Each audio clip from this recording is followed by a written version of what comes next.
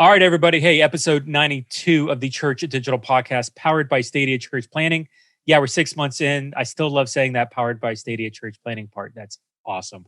Hey, Jeff here. We got a great episode set up for you. Relevant, even as we're heading into late August and September. Here's the deal. At this point, I feel like I talk with thousands of churches in this COVID season, trying to help them figure out how to do this church online thing, how to be phygital, how to utilize the strengths of physical and digital to work together, trying to help churches figure out the next norm, blah, blah, blah. We're all there. We're all feeling this, right? The number one question I get undoubtedly is, how do I do student ministry? How do I do elementary ministry? How do I do next gen ministry digitally? I don't know that anybody really has a good solution, a good formula, a good in-the-box solution for that. Because honestly, right now, a lot of people are trying to think out of the box. They're experimenting. They're trying some different things. And there's no real quick, easy answer for it today. And this really brings in the conversation that I want to have here. So here with episode 92. So I get word. I can't hear through the echoes. Hey, Jeff, there's like a movement where they're doing summer camp online digitally here in South Florida with like 1,000 students. Do you know anything about this? And I'm like, no, actually, I have no clue. And so I started digging in. I started asking more and more people and got connected. And I finally figured out that it's from this movement of a network of churches here in Miami, Fort Lauderdale, West Palm Beach, called Church United, where they had gotten together, networked 30 plus churches, 40 plus churches together, and did summer camp, partially online, partially physically, and through it connected with over 1,000 students. Some phenomenal stories are coming out of this. So we put a blog on it on the Church Digital. Ray DiArmas, co-host here, talked about it, and I kept digging. I was like, hey, I really want to talk to like the people who put this together. So we set up this podcast. What does it look like to network, to work alongside 40 churches and to create a multiple city, multiple county summer camp utilizing digital as well as driving kids to serve in physical? I mean, talking online to offline here. The gospel we learn in our online world affects our offline relationships. James 1:22. Don't just be hearers of the word, paraphrase online. Do what it says, paraphrase in the real world. All of a sudden, man, we're literally seeing this happen with 1,000 plus students here in South Florida, where they're not just hearing the word online through a digital camp, but they're seeing it happen practically, and they're executing it digitally.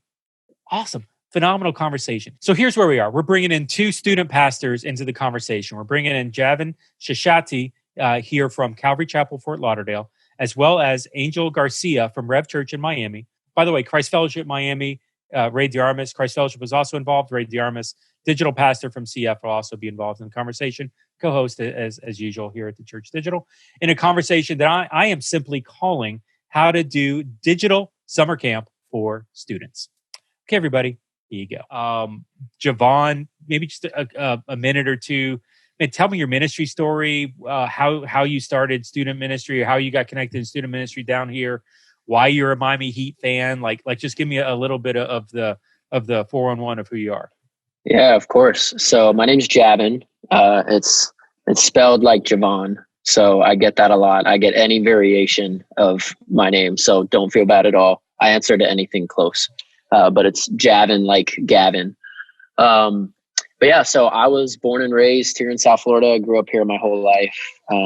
Was really passionate about sports from a young age and loved playing them, watching them, all that stuff. I had a decent high school football career, so it gave me the opportunity to go play in college. And that was really all that I wanted to do from the time I was young, was to play in the NFL.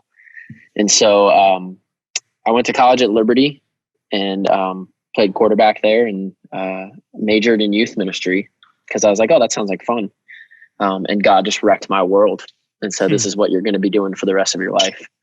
And so I ended up leaving early after I got my degree. I had more eligibility left. I was lined up to be the starter, and God said, no, you're leaving. And so through a series of circumstances that I won't bore you with the details, God called me back here to South Florida.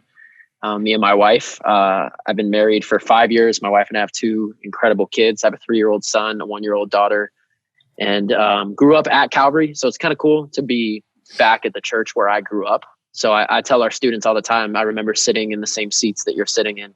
And it's quite literally, we haven't changed the seats since I was a student here. So it's very literally the same exact seats. But yeah, that's a little bit of my story and how I ended up in youth ministry.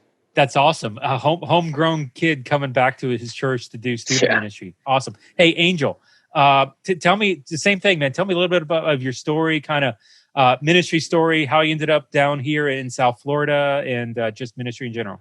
So I'm born and raised down here, born and raised in Hialeah, and the good country of Hialeah. And so started following Jesus when I was in high school. And really towards the end of my years in high school, that's when I felt like God was calling me to ministry. And after kind of like submitting myself over to that call, that's when the door for me to attend Moody Bible Institute became available. And so I went to Moody right out of high school. I played football just like Javin, but I wasn't as awesome. And so basically, I went to Moody, went in, got my degree in theology. And then after my time at Moody, I came back down to South Florida, took a job at His House Children's Home as a house parent for at-risk teenagers, where basically the boys that lived in my house, there was 11 at a time. And basically for them to be in my house, they had to have at least 2 criminal charges on their record. And so we were getting these kids from the juvenile detention centers and putting them in a normal home at his house and seeing if that would kind of help them. And I just saw God do some of the most. It was that place there that caused for my belief in the gospel to grow to a place I never knew. Just the understanding of how the gospel transforms and really, if you take people to Jesus, he still changes lives.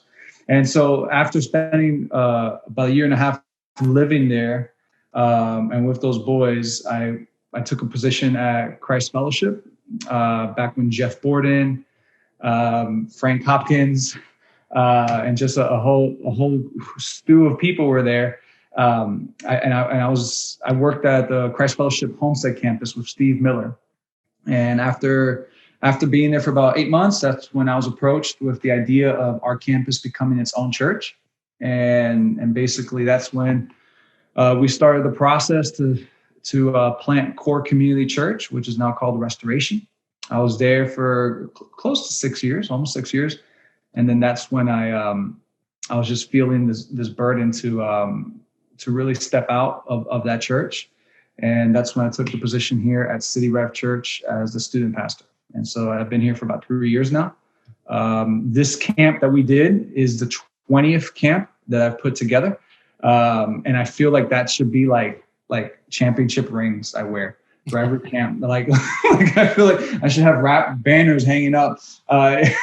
It really should. Every student camp that any minister puts together should be a banner hung from his household. I agree, Angel. Every gray hair in my goatee is from a camp. So Jeff, you've done a lot of camps. I've done a lot of camps. God blessed me with many things, but it was very apparent early on in my ministry career. Patience with students was not one of them. So I applaud you just at doing 20 different camps, man. We just did the 20th camp.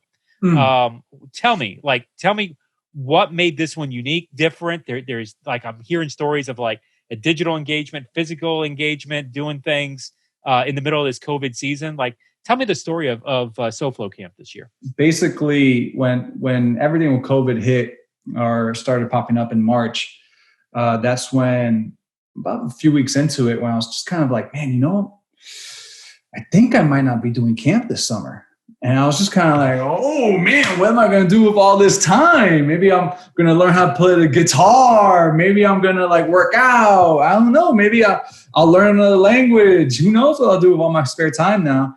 And the more, in all honesty, the more I just started really thinking through, okay, what do my students need? And if this goes on, because at that time we were going week to week. But I just remember thinking, if this goes on till next school year, oh my gosh, what are these students going to really be looking like spiritually? And what's their connection to this community going to be like? And my heart started breaking for them, because in our church at City Rev, camp is a huge part of our culture. We've been creating our own in-house camps for years, and it just is a huge part of what our church does. And so when I was really thinking about, okay, getting ready to announce the fact that we're not doing anything, and really what that means for our students, that was kind of hurting me. And as I was bringing to the Lord and praying, there was one, I specifically remember asking the Lord for wisdom. And then a few days later, I'm on Instagram, and a page popped up that was being sponsored by this, it's called Digital Camp, something that was happening in Texas. And I didn't even look at the page. I just saw the word Digital Youth Camp. And when I saw that, my wheels started immediately spinning. And for days, I just couldn't get this idea out of my head of like, man, why can't we just do it all digitally? And then so then I finally, after a few days of even praying about it and really just talking it over with my wife and stressing about it, I started thinking, you know what, let's just do it. Let's just do a digital camp. Then I was one night changing my 3-year-old son's diaper. And for all of us who have kids, we know a 3-year-old son's diaper is really an unpleasant experience. And that's like, bro, you're too big at this point, boy. But while I was doing that, my mind just disconnected from the moment. And I don't know why, I just got this thought thinking, man, I know all these guys. I know Javin, I know Tony, I know all these other student pastors, and I know they're trying to figure out what to do with their students this summer. And as I'm changing the diaper, it literally hit me like, why don't I invite them? Why don't we make it like a huge, big party? Like for years, I've been praying for something so big that we can all do together. For years, I've been hoping for this, and we've tried things and they've always crashed and burned. But if we're doing it all digitally, this can happen.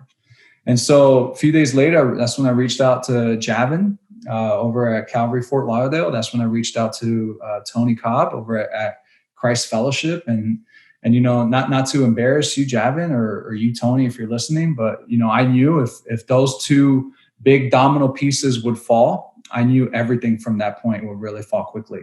You, Javin, and Tony, if you're listening again, you guys have an incredible amount of influence in our community.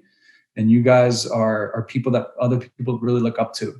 And so once they were like, yeah, we're all in, because Javin was actually really funny. Like before I even asked if you want to join us for this, he was like, bro, when's the next meeting? And it just really started snowballing really quickly. And so we created that oversight team of Tony Cobb, Javin, and then myself. And then that's when we started the work to reach out to all the churches. We divided the work up of the camp where Christ Fellowship was taking over all of the services and taking over all the interactive games. City Rev took over all the workshops and the communication with all the churches. Christ Fellowship took over the mission projects and the social media promotion. And so we divided those big ticket items, and then all the other churches, we kind of let them really worry about their own ministries and how they were going to engage with it. And so, yeah, that's really how it all came to.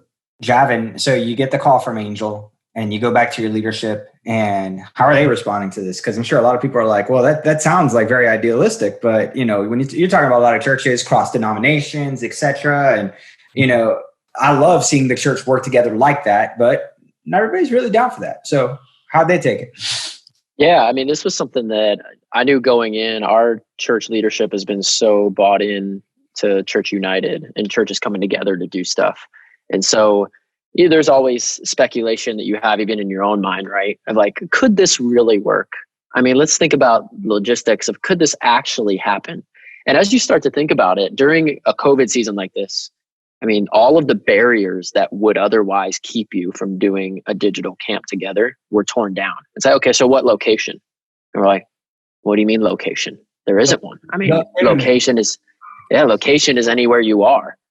And it's like, well, okay. Then you talk about budget, you talk about food, well, all of that has kind of been torn away. And it was literally like God had taken all the barriers that would have kept us from doing something like this before. It was like, all those are broken down now. Like every wall that would have stood in the way of you doing this is completely torn away.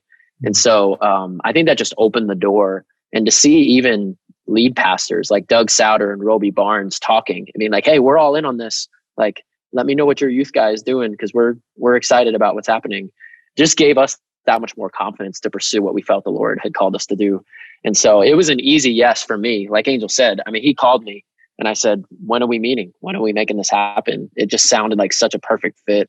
We had just canceled our camp. Like, I think it might've been earlier that day. I don't know if I ever told you that, Angel, but it was like earlier that day we had made the decision, hey, our camp is canceled. And then he called me. And so God kind of worked out the details for all that to come together. And yeah, once it started, that snowball got rolling downhill, and it happened pretty quick. And from there, like, where did other churches start to find out about this? Because a lot of churches, what was it, 40? How many churches got involved in this? We had about 40 churches that signed up saying, hey, we're going to have our students involved. But we had students from about 115 churches that signed up. And so that means like some of those churches had like 2 students that signed up, but really it hit really quite a wide reach. And so now, but the thing was about it that really worked out so well, like what Javin was saying about our lead pastors really being in on it. But I think too, for the years I've been here, there has been these monthly and sometimes quarterly gatherings where we were all already becoming familiar with each other. Like I didn't meet any of these people during SOFLO camp. Like I already had their numbers on my phone. And it was just a matter of reaching out to people who, when I called them, my number was already saved on their phone. Because of these network gatherings that honestly, when I would go to them, I would think, I am wasting if this is not at the Calvary Grill, I am wasting my time. Like if I'm not getting some free food from this, but what the Lord was doing just in that time is he was starting to form relationships for something like this and for so on. Even last November when our churches did the Unsinkable series and when Explore God was done in Miami-Dade County. You know, all those little things of reminding all of us of the importance of us being together, even with the Parkland shooting a few years ago, when we're all hitting each other up, like, hey, how's your student ministry handling? How's this? All these little moments of interactions with each other were causing us to be more willing to work with each other down the road. Awesome. Hey, I want to get to the networking here in a little bit, but I want to get a better understanding. What did the camp look like? What were the elements? What were the parts? What were the pieces? Give me some granular detail. Like, I'm a kid doing SOFLO camp in the middle of social distancing. What am I actually doing and how am I doing it? Yeah, absolutely. So this was an online digital summer camp experience. It consisted of 7 main sessions. So if you think of a main session of a summer camp, you've got worship, you've got a message, you have some component maybe of small groups. And so we tried to incorporate everything that a camp experience would be throughout 1 week. So Sunday, July 26th through Saturday, August 1st, every night at 7 p.m. was a main session. And what's cool about these took place at churches all across South Florida. So these were filmed in Miami, in Pembroke Pines, in Fort Lauderdale. I mean, all over the place in Broward and Dade County, which was really cool. And so students got a different experience, different worship teams, different pastors, youth pastors, lead pastors from all across our community, which was, I thought, something special for our students to witness the unity in the body of Christ come together like that. There were over 40 different breakout sessions, or we call them workshops, where students could watch on a YouTube channel as many as they wanted over the course of the week. And so it ranged from topics like how to deal with sexual and gender identity issues, how to deal with surviving high school. If there was an incoming freshman who wanted to just know how to survive high school, there was all different kind of topics that ranged everywhere on the spectrum. And they all started with the words "how to." And so we realized that when people search, this generation doesn't really search on Google anymore. Gen Z doesn't go to Google to search something. They go to YouTube. And the first 2 words they type in 90% of the time is "how to." And so when you type "how to" into YouTube, we're hoping that some of these gospel-centered resources, gospel-centered workshops will come up on how to handle some of these issues of life. Just to kind of point out too, Javin, those were all done by local people. Those were all done by lead pastors. Those were done by student ministry leaders. Those were even done. We even pulled in different teachers from different schools, and that was a picture. I feel like that the workshops was such a picture of South Florida, because it was basically all these voices from South Florida teaching the teenagers of South Florida, and I think that's one of the things that they were able to connect with it so well. The level of diversity that came out just in those workshop speakers alone. Yeah, I think some of the cool components, obviously, engaging with content online is an important part of creating a digital camp. You have to have content that students engage with. But we started asking the question, how do you go a step further than that? Because engaging with a video and watching content is one thing, but actually building relationship and even living out your faith through a digital experience is a whole nother ballgame. It's just like, how do you create something that students engage with? They don't just watch on a screen. And so each church put together small groups for their church. So churches from all over South Florida were facilitating small group discussions that followed these breakout sessions and these main sessions. And so whatever God did in the life of a student that day, they would get together and talk about it. I got to lead a small group that was students who didn't have a church. So if they put on their registration, hey, I don't have a church anywhere, I'm just kind of checking this out. Awesome. There was a kid from New Jersey in our small group. And I was like, how did you even get here? How did you hear about this? This camp was generated from South Florida as a kid from New Jersey. One of our Calvary campuses had a kid from the Bahamas. There's the same question. It was like, how did you hear about this? How did you know that this was going on? And somehow, some way, from New Jersey to Nassau had heard about what was going on in SOFLO camp, which was kind of cool. And then students had the opportunity to do service projects as well. So we had hundreds of students going into South Florida and serving and loving the community well, which kind of went a step further beyond just engaging with content online, but actually being the hands and feet of Christ in our community. So that was really special. And what was really cool about those service projects is that we broke them up into two categories: things that you can do in your neighborhood and things you can do out of your neighborhood, because we wanted to kind of teach the students that just because this virus is hitting our community, just because of the quarantine and all stuff, that doesn't put a pause on mission. Mission never stops. It didn't stop when Paul was in prison. It didn't stop when there was persecution taking place across all the Christians. Mission never stops. You just figure out a new way to do it. And so, for instance, like we were teaching the students, hey, go to your neighborhood, go to your neighbor and wash their car as an act of service. Hey, go ahead and from your home, record a video of yourself giving them a message of encouragement to the elderly in assisted living homes. Hey, record yourself doing a video where you're reading a child's story, and we're going to send that to local foster care programs. And, go from door to door and collect canned goods from your neighbors. We were just trying to teach them, like, within your neighborhood right now, there's still and it's a long list of stuff that they were able to engage in. And then the stuff outside of the community were just as great, where they were able to we were encouraging them to go to police stations and fire stations and drop off snacks with different cards of encouragement. We were teaching them to make posters of encouragement for them to be hung up in their local hospital break rooms for the staff members to see. So really teaching our students, hey, listen, all this spare time could be used for something that is incredible, as opposed to just you waiting for this all to end. So all that sounds well and cool, but let's give people some practical stuff. Like, how many kids actually took part in the offline activities? Because I think a lot of people are like, bro, that sounds crazy awesome, but what was the end result? So for our student ministry, so this is where it gets a little bit different. And so SOFLO camp, and I'm going to build to answering your question, Ray. So SOFLO camp, what makes it a little bit different than everything else, SOFLO camp was just providing content. So we were providing the services, the workshops, the serving ideas, and some challenges. That's what we were providing. And then in each individual church was taking that content and applying it in its own specific ways. So there were some churches that might be a little smaller that what they did was they said, hey, we're going to do these service projects, and we're going to do them as a whole, and we're going to go off and do them.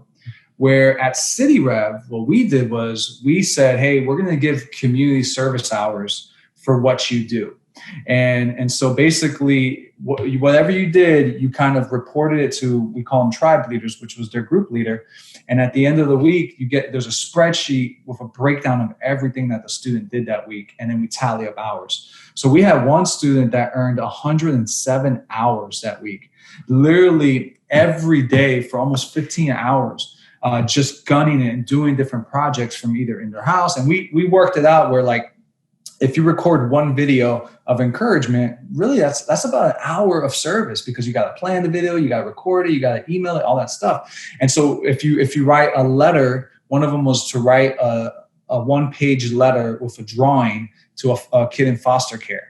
And if you did that, that's an hour right there. And so at the end of the week, we tally it all up. And so for our church, I can't speak for any other church because our communication was not good enough for us to know what everybody's doing. But for our church, we believe 88% of the students from our church were involved in services, just because we have it on spreadsheets. 88% of your students. That's huge. But what's craziest about it is it was all on their own. Like, you had to go do it yourself. It wasn't us busing anybody anywhere. Uh-huh. And so there was one group that went and did a 6-hour beach cleanup, and they got an hour for every bag that they filled. Now, I don't know if they would just went into a dumpster and filled up their bag. But it's just it was all on them, which was really special. That is cool. Javin, how did the students where you're at in Fort Lauderdale experience those offline activities too? Because that to me is kind of the most intriguing thing about SOFLO Camp. It's not just that it was content online. I think a lot of people are like, yeah, we'll put stuff on the internet. But the fact that you guys were willing to do online and offline stuff with students is just where, to me, SOFLO Camp just kind of took off. Yeah, and the opportunity for students to engage in person in something is a lot of what that generation was looking for. You know, there's a lot of stuff, like you said, that you can put on the internet and engage online. And a lot of that stuff was successful. I think we had close to 18,000 individual viewers on our YouTube channel over the course of SOFLO Camp week. But when it comes to actually doing stuff in person, students were craving that. Something that I can do to get out of my house, something that I can do to get out of my room, or to engage with my community in a way that I haven't been able to do in a long time. And so those type of opportunities is what students loved about SOFLO Camp. Even something as small as being able to walk out of your house and your youth pastors are there with a free t-shirt for you. That was something that we got to do with our students. I know Angel did as well. And to be able to interact in person with people, even behind a mask, even with all the regulations to make sure things were safe, for students to see people again, I think built a little bit of momentum. And so that's what I'd say to anyone listening is, like, how do I gain some momentum and even just help those personal relationships that I have with my students? You know, even the digital content that you have, you've got to pair it with some kind of in-person connection. There's got to be a relational component. And it doesn't have to be you as a youth pastor or a youth leader. It could be their small group leader. It could be someone who's investing in their life, encouraging them to show up randomly when they don't expect it. Having an opportunity for them even to drive by the church and have some kind of in-person interaction that connects them to the online experience goes a long way. What was really helpful for us at City Rev was that we just thought, okay, what are incentives to keep these students engaged? Because, like, I think Javin mentioned it early on, we made the camp free. And so there wasn't this feeling of like, oh, I already paid for it, I got to stay to it. So we just said, hey, look, let's, as a student ministry, let's pull in our budget and pull out some money.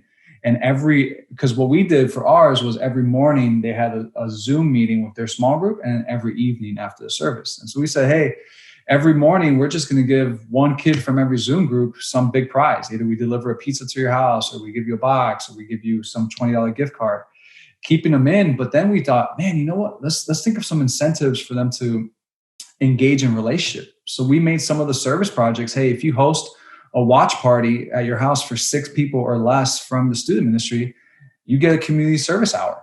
And so we were using these hours as a way of helping them see that community service is something like that, right? Inviting people to your home for a way of engaging with service, doing it with CDC guidelines in mind, and really thinking through all that, or delivering a meal to your leader's home. And so all of our leaders had meals delivered to their home all week long. They had the students created meal trains for some of our leaders, so that way they didn't have to worry about food, knowing that they were getting hours and caring for somebody who was caring for them. And so I think it was just really, because the content was taken care of with SOFLO, it freed other student pastors to then get creative in their context, because they weren't having to worry about everything. Like, because Calvary, Javin and all those guys, they did the services, that was one less thing for me to think about. And because Christ Fellowship was doing social media, that was one less thing for me to think about. And I was able to really think about what my students needed. That's so interesting. That often happens when you're in these like networking type of relationships where, and really this is almost the idea behind multi-site, where you've got Central that's providing the weekend services and that mentality. And then the campus pastors, allegedly, hey guys, connect in the community, do the things that the content can't. And that you're able to create that networking relationship across all of the different churches that were out there that are, which is, did I hear 50? Did I make up that number? How many churches really were kind of networked together by doing this? Well over 40. I could pull up the final number real fast. I got it up here, but I know for sure there was over 100 students, over 100 different churches that students signed up from. But there was well over 40 that were networked together for this. Wow. So you even had students volunteer or sign up to be part of this with churches that weren't even necessarily connected for whatever reason. So we had, I pulled it up right here. We had exactly 39 churches that were networked together for this. And then we had 64 churches, not including those 39, 64 churches of students that were signed up to be a part of it. So what's 39 plus 64? 103. But I love this idea, because you're able to help some of these smaller churches that would get overwhelmed with stuff like this, or even normal churches. Every church in this COVID season is overwhelmed with this. And you're able to help them kind of step back and say, hey, we'll take care of this piece. You guys figure out how to connect, engage with your kids, do this specific ministry. And just to see how that capitalized like it did is phenomenal. But what was really special about it was that there wasn't one church that was the hero. Like, there wasn't one church was like, oh my gosh, did you see what Calvary did? Like, it was this reality of, because of the workshops having so many different leaders in them, because of the services being at so many different places, because of the social media almost being anonymous, because of us not putting any church names on the website, it was this beautiful thing where it was just like, who's doing this? South Florida is. And it became so much more freeing, because I've done things like this where then kids from smaller churches, they're like, my church sucks, I want to go to your church.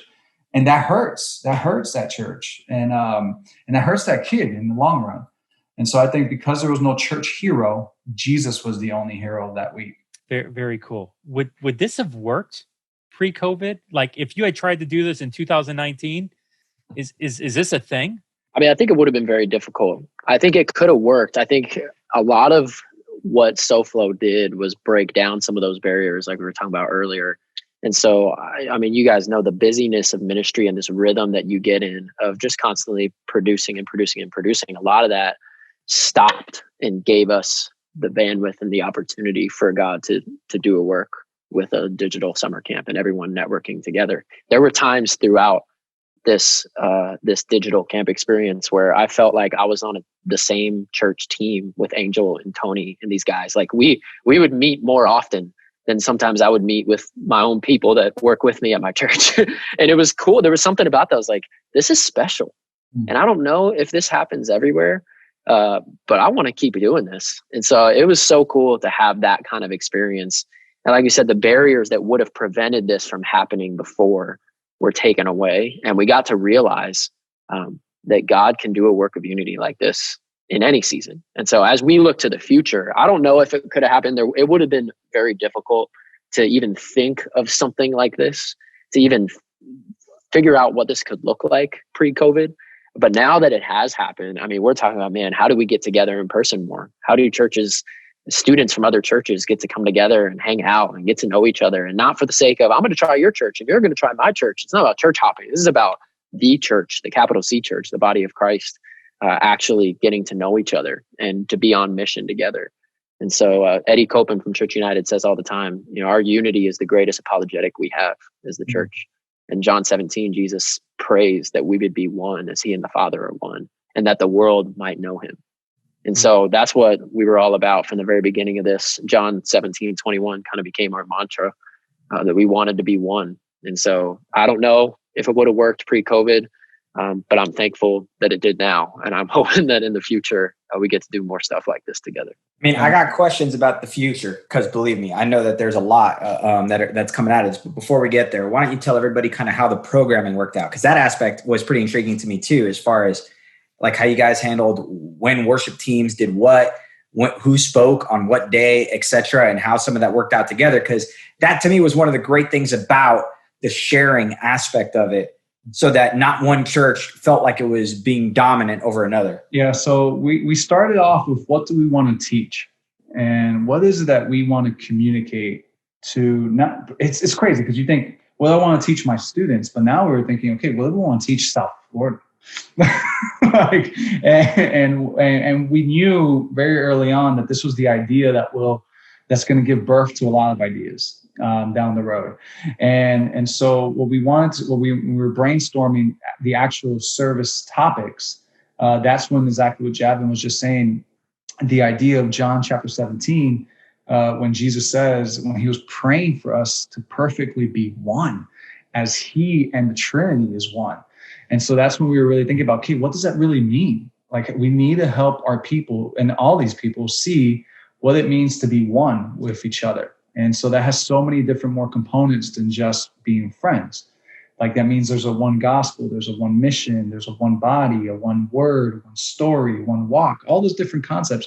And so that's what gave birth to that, to the sermon series, The One, and everything kind of flowed from there. But one of the biggest things that I feel like I saw throughout this was the level of humility from so many of the guys involved. Specifically, I think, and I know he's not here, but I want to really highlight it. Tony Cobb, like he was just so adamant about not caring about speaking, not being in the front, like being so like, hey, whatever it needs to be for the greater good of making this work well.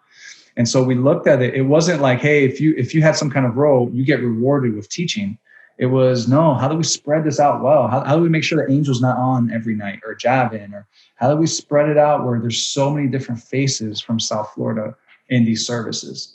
Yeah, I would even add, just to get super practical, I mean, Angel mentioned the humility and people being willing to say, like, I want to do whatever it takes for this to be successful. You know, you look at, if you can use a sports analogy, you know, the best teams are the ones who have the best role players that are willing to give up a starting role or willing to give up the role that they think they deserve for the sake of helping the team.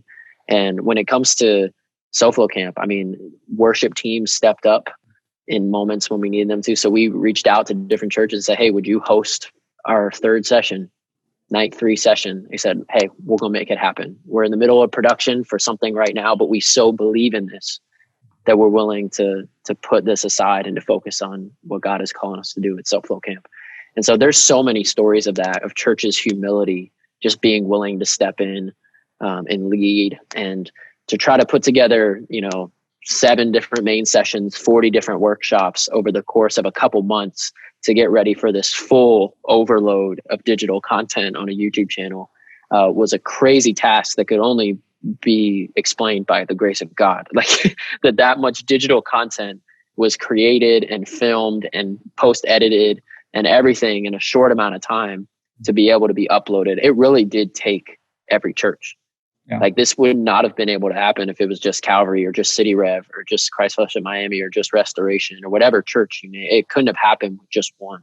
It took AV teams and production teams and media teams from all over South Florida to say, we'll edit this piece and we'll record this piece at our church. We'll go down to our downtown Miami campus and we'll do this session here. And there's so many different components that just happen to fall in place. And we can't take any credit for it, because if we tried to do this on our own, it would have never happened. Yeah. And the thing about it too, that I feel like it was such a work of the Spirit, because everybody's reward was unity. Like there was no paycheck at the end of this, or no hype or more follows on Instagram, or whatever silly things we get caught up with. Everybody was just saying, yeah, the reward's unity. And, what was really sweet about the services was that not every service was this high production thing. We gave a variety of different avenues of worship and engaging with God, where even one service was a student ministry band that was put together from Calvary Fort Lauderdale, where they did this acoustic style worship. And then one's like this super high production. And then like we gave like a good flow. So that way students from all different kinds of church circles felt like they were pulled in and even thought about it. Because it's not every church is high production. That's just the reality of it. And that's okay. That's beautiful. And it's true, because I saw the practicality of it. I saw it all work out, and it was wonderful. And then one of the things that, coming from a guy who used to do student ministry, that I thought, because I talked to Tony, and when we kind of just ballparked the numbers, I mean, you guys really did do camp for all these students for roughly about $6-7 a kid, like when all the costs kind of added up. Yeah. For every pastor that's ever done camp before, when you talk about doing camp for $7 a kid, for over 1,000 kids, like you would think that Jesus, came down and did the 5 loaves and 2 fish thing, like again, which is just ridiculous. Jav, you want to speak into that? Yeah. I mean, from the very beginning, it was one of our convictions, or like, we want to make this free. I mean, we knew with the crisis that we're facing in our country, and even just the pandemic, like financially, families are not in a place right now to just dish out $100, $200, $300 for camp. And so like, how do we fight for this? And so the generosity of South Florida comes into play here.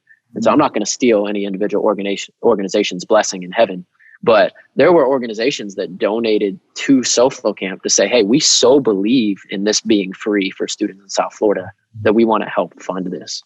And so if you look at it across the board, a digital summer camp experience, when you look at the cost that's necessary to do it, I mean, do you have an internet connection?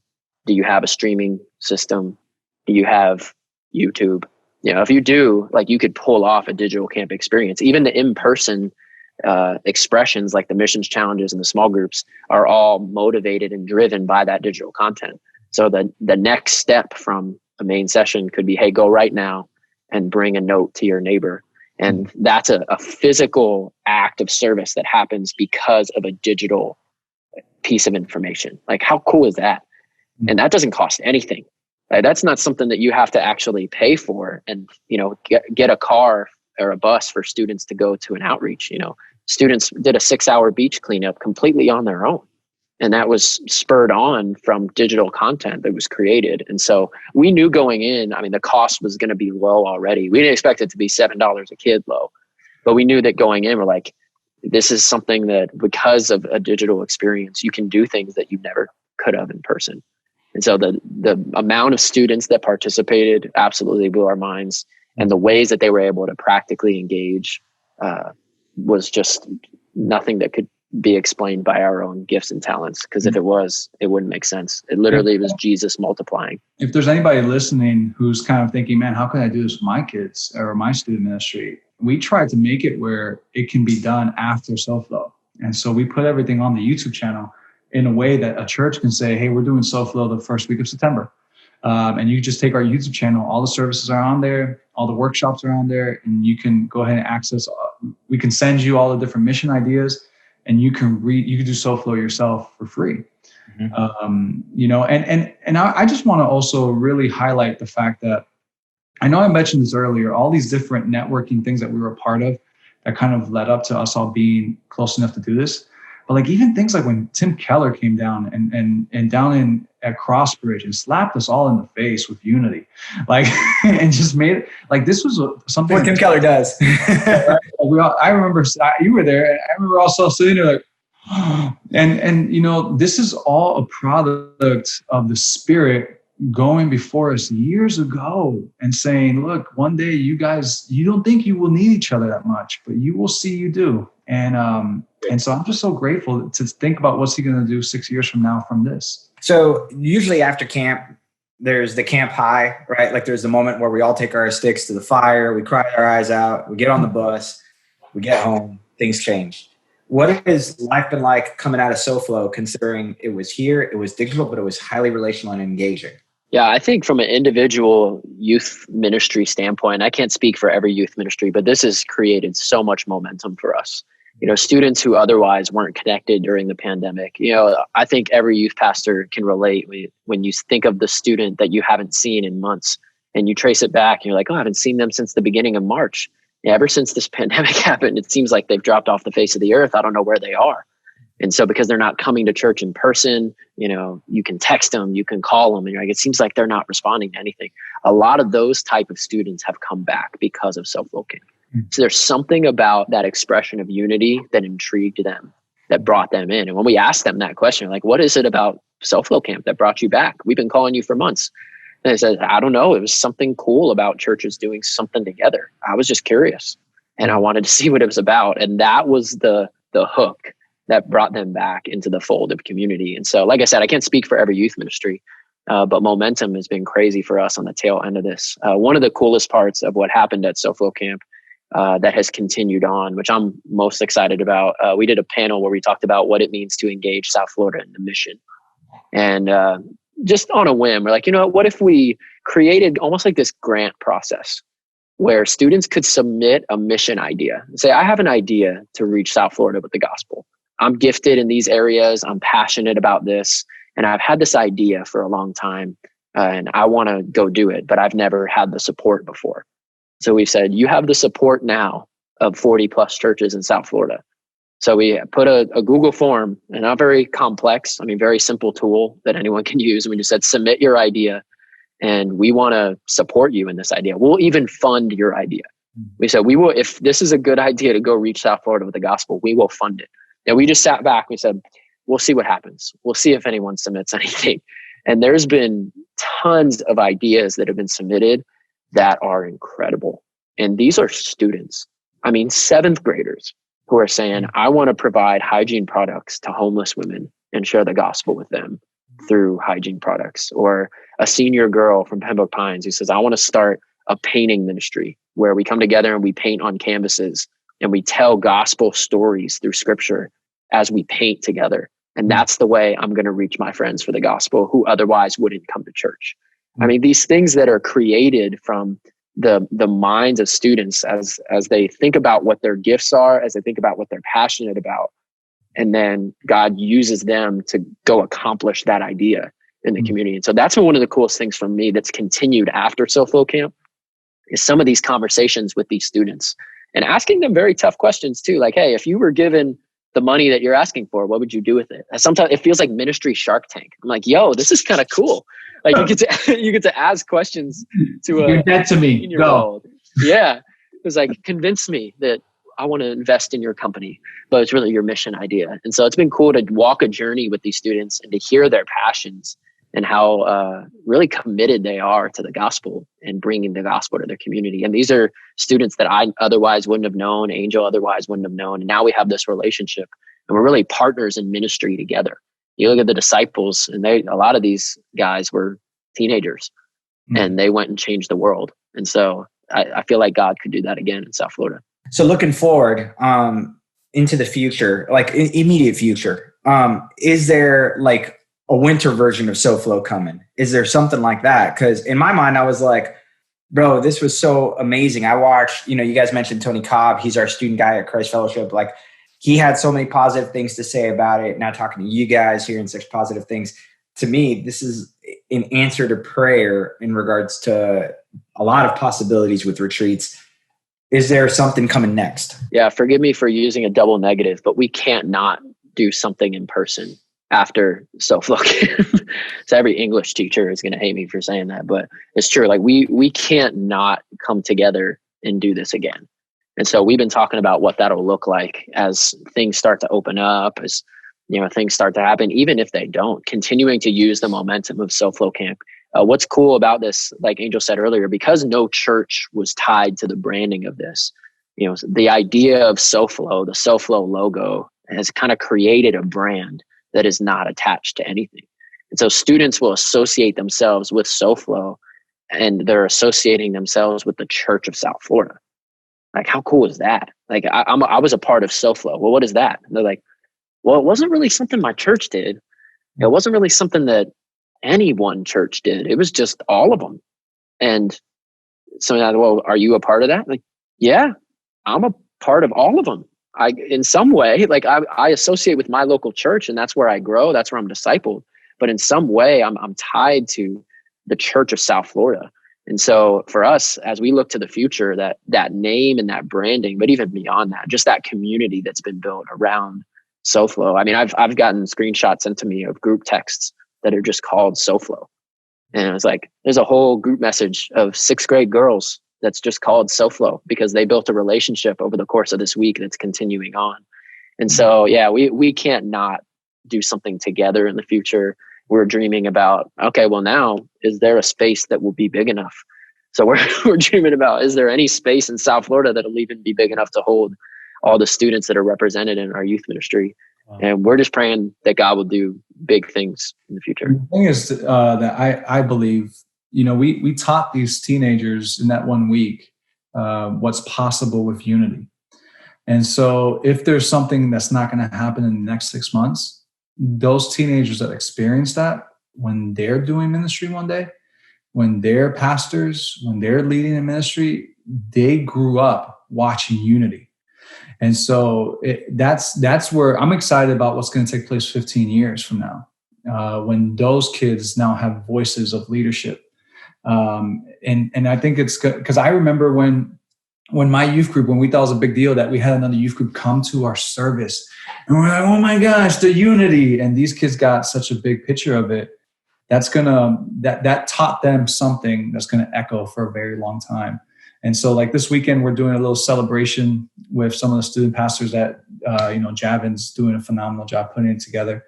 And like the networking meetings coming out here are going to be so much more meaningful. What ideas are going to percolate from those time together? I don't know. But what we did was we injected some steroids into the unity of South Florida. And now the Lord's just going to use it in great ways. I love that. John 3:30, it's not about me, taking the brand away from it and instead creating a movement. I don't use that word sparingly, but you're starting a movement here with kids. It's not branded to one location or one building, but instead is scalable and reproducible on how it's done. By the way, my daughter started 6th grade like this week. So she will be in 6th grade in the summer. So like we need the SOFLO Camp 2021 needs to happen because I need to get my daughter connected into this. No pressure, just, make it happen for the girl. So that's the thing. Hey, I don't want to take up a lot of time, and this has been awesome. I just want to segue a little bit here. Student ministry, COVID, like, how do we do student ministry in the future? I get all sorts of people, all sorts of churches asking me questions. I don't know that there's a clear answer of how COVID is changing that culture and what it's going to look like even 2021, 2022 towards that. What tensions, what challenges as being student pastors, what are you seeing the future kind of look like here when you look at even your own student ministry here within the next 18 months, 2 years? Yeah, I think going into COVID, a lot of youth ministry people, youth pastors, leaders kind of expected, Gen Z are digital natives, right? So we just put everything online and they'll engage, they'll connect. And I think a lot of us learned that's not necessarily true. Like you can't just produce content and put it online. And because your audience are digital natives, they'll know how to find it, they'll connect with it easy. And I think we've realized something about Gen Z is although they're great online, they need personal discipleship. It can't just be content that's created and posted on a YouTube channel, or it can't just be, digital experiences that don't lead to personal relationships. And so there's always got to be a connection. I think that's where youth ministry is heading in the future. I think a lot of youth ministries have taken this time to create digital expressions, which is something that every youth ministry needs. So if you're a youth pastor out there and you're listening and you don't have a digital expression for your youth ministry, it could start small, take baby steps, one by one. Maybe you create an Instagram page and that's your first step. Maybe you create a YouTube channel and you start posting content. That's a first step. But all of those digital experiences have to lead back to personal relationship. If a student stays by themselves in their room watching videos, is that the end goal for their discipleship? And I think all of us would say no. Like that's not ultimately where we want them to end up. We want them to connect personally with a small group, with community of their peers that they can grow with consistently in discipleship. And so any way that your digital expression points back to personal relationship is going to be key, I think, for youth ministry in the future. And I think all of us have learned that during COVID. If we just create content and post it online, it's not guaranteed that teenagers will engage just because they're digital natives. And so the future is shifting to that model where as digital content's being created, all points back to the local church expression, to getting connected in person, to getting connected to someone who cares about you, someone who wants to walk with you, to do life with you. And even if that's on a Zoom call where you get to actually have conversations with people, you can't just engage with content and expect that discipleship is just going to happen. I think it's got to be through relationship. I think about in 1 Thessalonians 2, there's a passage that talks about this in verse 8, I believe it is, where Paul and Silas and Timothy are writing. They say, we cared about you so much that we imparted to you not only the gospel, but also our own lives. And I don't know if there's a verse that better sums up discipleship: to impart the gospel of Jesus Christ, but also your own life. And when the gospel meets real relationships, I think is when discipleship really happens. Yeah, I feel like with this generation, Javin, of course, you're dead on, man. But if I can add anything to it, these teenagers right now, this section of Gen Z that we're dealing with, they're becoming more self-taught than any other generation across the board. They're having to develop more self-discipline. They're having to really push themselves, and every week is going to feel like a month in their development, and they're absorbing of all that's taking place right now. And so I really feel like even come 2021, January 2021, the whole shift in the culture is really going to be extreme. And I think what I'm seeing with this generation is we got to make things shorter. This is not a generation of 30, 45-minute sermons. This is a generation of give me what I need to know. I don't need your fluff. I don't need your hee-hee. If I want to laugh, I'll YouTube laughing. I'm here to get something. So we got to make it shorter. We got to make it lean in our teachings of teenagers. But not only do we got to make it shorter, I think we got to make things easier. Relationships are really hard for this generation, and they really struggle to put themselves in it. And so we've got to do our job of making it more, not as hard of a step for them. And so whether it being the kind of thing where with the Zoom calls, we actually tell them, hey, there's a time limit on it. It's not going to go more than 30 minutes. We make it easier by, hey, here's are the questions that you're going to discuss. We give those out to them 2 days in advance, kind of thinking, okay, how do I make it easier for them to be involved in relationships? Because they're not going to search those on their own. That has to be something you got to take them to it as easy as possible. So my opinion is I think the more shorter, the more lean you make things, and the easier you make things, the more chance there is of connecting with this generation. But not only in making it shorter and easier, you also got to give them more of a voice. This is a generation that has a lot to say, and they want to be heard. They don't want to be told. They want to process, and they want to process with others. And so I think really putting your student ministry in that focus of making things shorter, easier, and giving them a voice, there can be a big win at the end of that. That's awesome. Very, very well said. Hey, this has been a great podcast, a great time.